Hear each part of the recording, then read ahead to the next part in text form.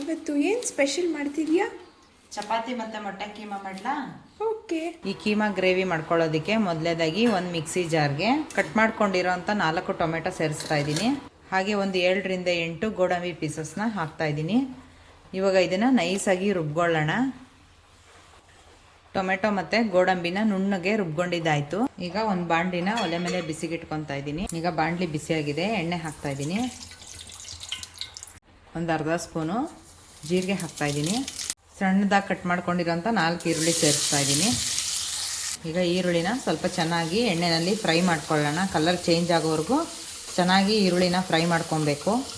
ಈ ರೀತಿ ಈರುಳ್ಳಿನ ಚೆನ್ನಾಗಿ ಫ್ರೈ ಮಾಡ್ಕೊಂಡಾದ್ಮೇಲೆ ಹಸಿಮೆಣ್ಸಿನ್ಕಾಯಿ ಸೇರಿಸ್ತಾ ಇದ್ದೀನಿ. ನಿಮಗೆ ಖಾರಕ್ಕೆ ತಕ್ಕಂತೆ ಸೇರಿಸ್ಕೊಳ್ಳಿ. ಹಾಗೆ 1 ಸ್ಪೂನು ಶುಂಠಿ ಬೆಳ್ಳುಳ್ಳಿ ಪೇಸ್ಟ್ ಹಾಕ್ತಾ ಇದ್ದೀನಿ. ಈಗ ಈ ಶುಂಠಿ ಬೆಳ್ಳುಳ್ಳಿ ಪೇಸ್ಟ್ನಲ್ಲಿರುವಂಥ ಹಸಿ ವಾಸನೆ ಎಲ್ಲ ಹೋಗಬೇಕು.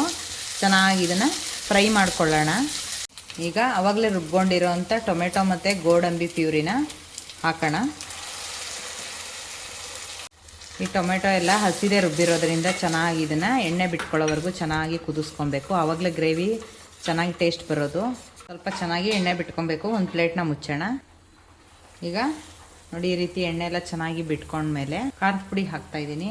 1 ಸ್ಪೂನು ಧನಿಯಾ ಪುಡಿ, ಒಂದು ಅರ್ಧ ಟೇಬಲ್ ಸ್ಪೂನ್ ಅಷ್ಟು ನಾನು ಕಾಶ್ಮೀರಿ ರೆಡ್ ಚಿಲ್ಲಿ ಪೌಡ್ರ್ ಹಾಕ್ತಾಯಿದ್ದೀನಿ. ನೀವು ಬೇಕಿದ್ದರೆ ಹಾಕ್ಕೊಳ್ಳಿ, ಇಲ್ಲಾಂದರೆ ಸ್ಕಿಪ್ ಮಾಡ್ಕೋಬೋದು. ಹಾಗೆ ಒಂದು 1/4 ಟೇಬಲ್ ಸ್ಪೂನು ಅರಿಶಿನ ಪುಡಿ, ಹಾಗೆ ಒಂದು 1/4 tablespoon garam masala, 1/4 tablespoon pepper powder.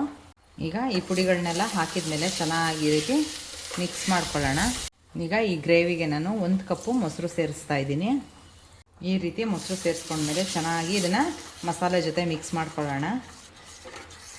ಈಗ ರುಚಿಗೆ ತಕ್ಕಷ್ಟು ಉಪ್ಪನ್ನು ಕೂಡ ಸೇರಿಸ್ತಾ ಇದ್ದೀನಿ. ಈ ರೀತಿ ಉಪ್ಪನ್ನೆಲ್ಲ ಸೇರಿಸ್ಕೊಂಡ್ಮೇಲೆ ಮಿಕ್ಸಿ ಜಾರ್ಗೆ ಸ್ವಲ್ಪ ನೀರನ್ನ ಹಾಕ್ಬಿಟ್ಟು ಸೇರಿಸ್ತಾ ಇದ್ದೀನಿ. ಈಗ ಒಂದ್ಸರಿ ನೀಟಾಗಿ ಇದನ್ನು ಮಿಕ್ಸ್ ಮಾಡಿಕೊಂಡು ಸ್ವಲ್ಪ ಮೀಡಿಯಮ್ ಉರಿ ಮಾಡಿಬಿಟ್ಟು ಒಂದು ಪ್ಲೇಟ್ನ ಮುಚ್ಕೊಳ್ಳೋಣ. ರೆಡಿ ಆಗೋ ಅಷ್ಟರಲ್ಲಿ ನೋಡಿ, ಒಂದು 7 ಮೊಟ್ಟೆನ ನಾನು ಆಲ್ರೆಡಿ ಬೇಯಿಸಿಟ್ಕೊಂಡಿದ್ದೆ. ಬೇಯಿಸ್ಕೊಂಡಿರೋಂಥ ಮೊಟ್ಟೆನ ನೋಡಿ ಈ ರೀತಿ ತುರ್ಕೊತಾ ಇದ್ದೀನಿ. ಬೇಕಾದರೆ ನೀವು ಕಟ್ ಕೂಡ ಮಾಡ್ಕೊಂಡು ಹಾಕೋಬೋದು.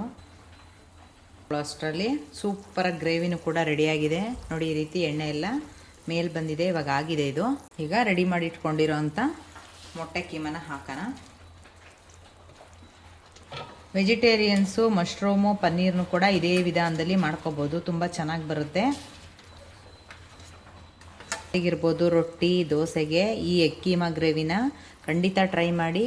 ತುಂಬಾ ಸಖತ್ತಾಗಿ ಬರುತ್ತೆ. ಬಿಸಿ ಬಿಸಿ ದೋಸೆಗಿರ್ಬೋದು, ಚಪಾತಿಗಿರ್ಬೋದು, ರೊಟ್ಟಿಗಿರ್ಬೋದು, ಈ ಎಗ್ ಕೀಮಾ ಗ್ರೇವಿನ ಈ ರೀತಿ ಒಂದ್ಸರಿ ಟ್ರೈ ಮಾಡ್ಕೊಳ್ಳಿ. ತುಂಬಾ ಸಖತ್ತಾಗಿ ಬರುತ್ತೆ. ಈಗ ನಾನು ಬಾಜ್ರಾ ಮತ್ತು ಚಪಾತಿ ಹಿಟ್ಟನ್ನ ಬಳಸಿ ಈ ರೀತಿ ರೊಟ್ಟಿ ಮಾಡ್ಕೊಂಡಿದ್ದೀನಿ.